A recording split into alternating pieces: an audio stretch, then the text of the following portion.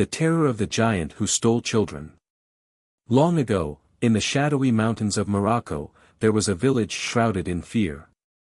It was a quaint place, filled with the laughter of children during the day, but consumed by silence and dread as night fell. The villagers spoke in hushed tones of a monstrous figure known only as Al-Amalek, the giant.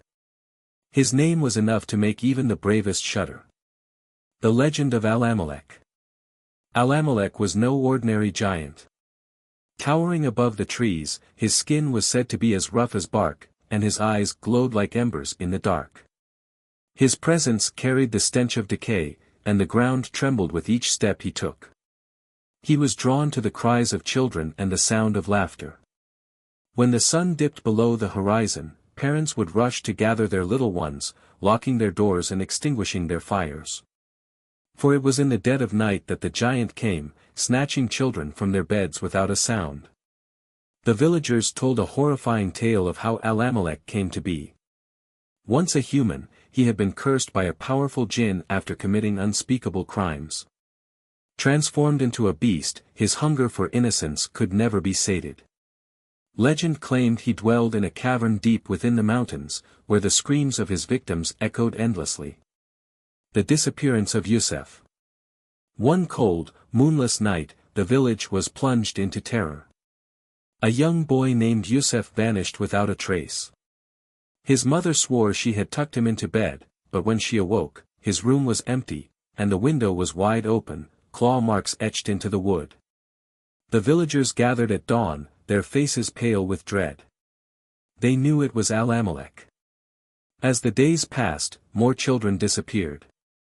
Every night, the giant came closer, his shadow looming larger over the village.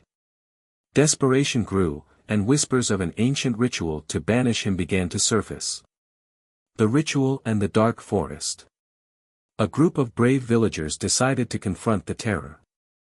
Led by an elderly woman named Fatima, known for her knowledge of the old ways, they ventured into the forbidden forest, where the giant's lair was rumored to be. Carrying torches and weapons, they marched into the dark, their hearts pounding with fear. The air grew colder as they entered the forest. Strange whispers surrounded them, and shadows seemed to move in the corners of their eyes. Fatima stopped suddenly, pointing to massive footprints that sank deep into the earth. "This is the path," she whispered. The group followed the trail, their torches flickering in the oppressive darkness. As they approached the cave, an eerie silence fell. The entrance was massive, its jagged edges resembling the jaws of a beast. From deep within, a low, guttural growl sent shivers down their spines. The confrontation. The villagers hesitated, but Fatima stepped forward, chanting an incantation in a language older than time itself. The ground trembled, and a deafening roar erupted from the cave.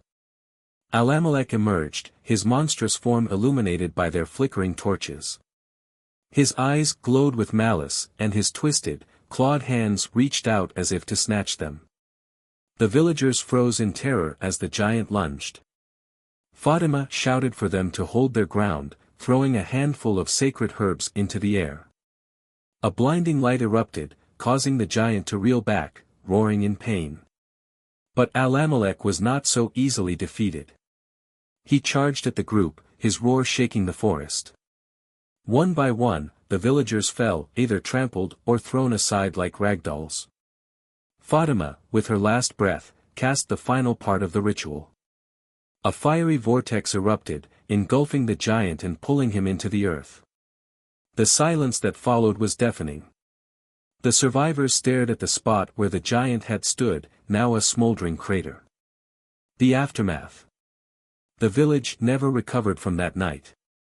Though Al-Amalek was gone, the cost was too great. The forest remained cursed, and no one dared to enter it again. Parents still whispered his name to their children as a warning. "Stay close at night, or Al-Amalek will return for you." And sometimes, on the darkest nights, the villagers claimed to hear his growl in the distance, a reminder that true evil never dies.